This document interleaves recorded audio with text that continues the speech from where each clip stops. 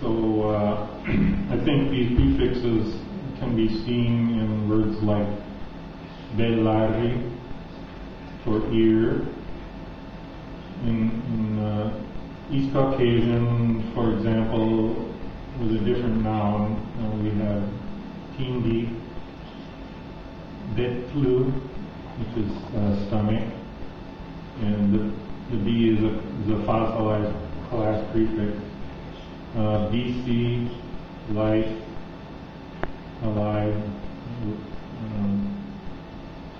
In Sapur, we have a word like wukhun, belly. Isne, or isne, is milk. In Basque, avar has a prefix ya, in daughter and in sister, and another feminine word. And I think this is the same prefix in isne and in iseba. Basque, oshaba, uncle, and urdai, stomach, have the third prefix over u, and in avar it's a wa. So avar has was, son, and wat's brother.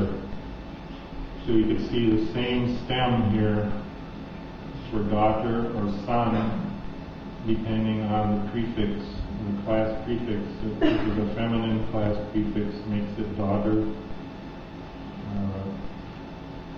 And the masculine class prefix makes this word for son.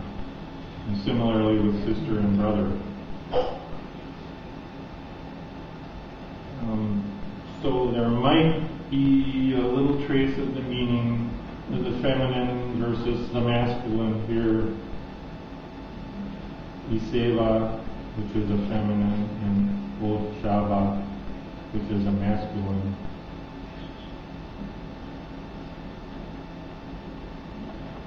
Then we go to phonology, and just as we saw the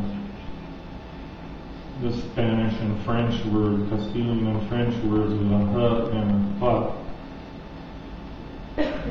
There's a regular sound correspondence between Basque h and Chechen h.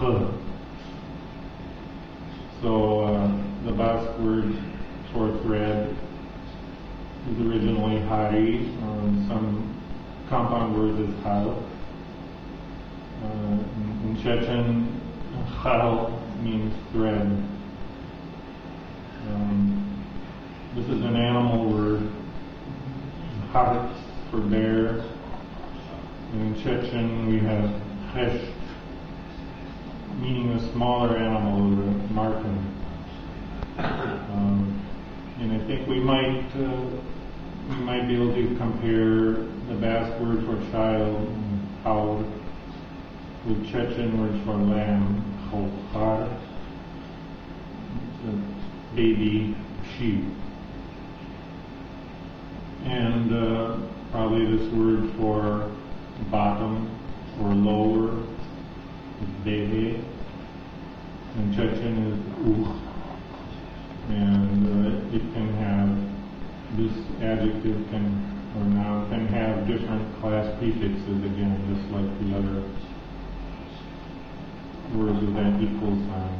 So I think there's a recurrent correspondence here, and ch.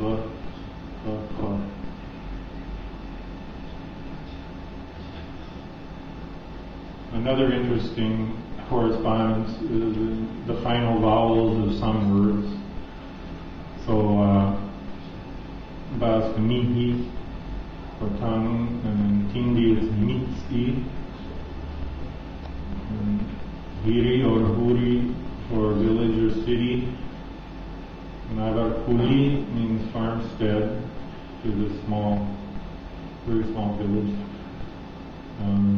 Hade for pillar or beam, and avar is hubi, post, pole, or stem, and so on.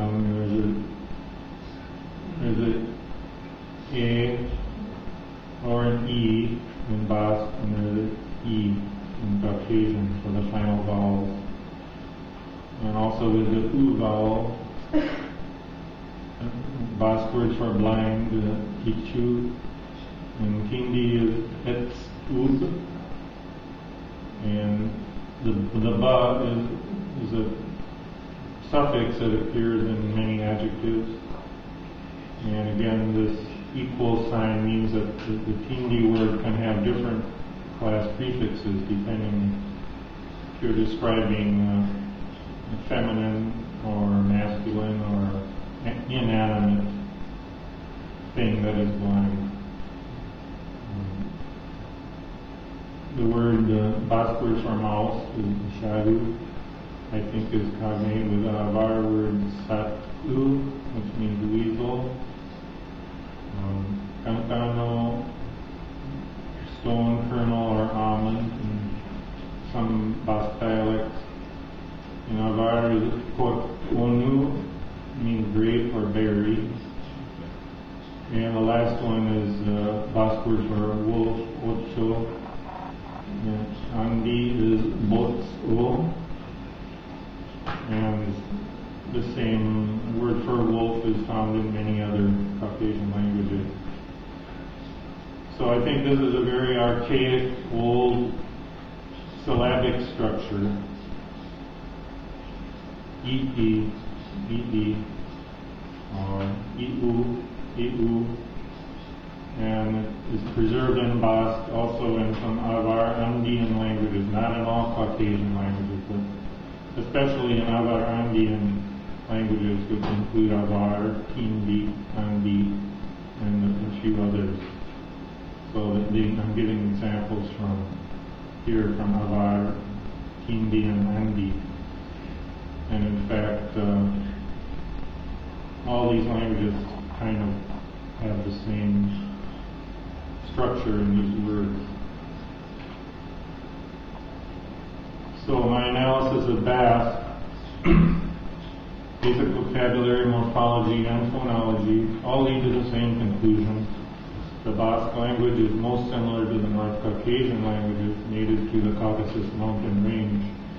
This is a family of about 35 languages, including Avar, Lak, Dargi, Lezgi, Chechen, Abkhaz, and Kabardian, and several others. And finally, a large amount of evidence supports this conclusion, only a small fraction of which is displayed in this presentation. So obviously I can't give you all the evidence right here in this hour, but there is more evidence in these references I refer to at the end of the handout. So this is a map of the Caucasus people, and they're not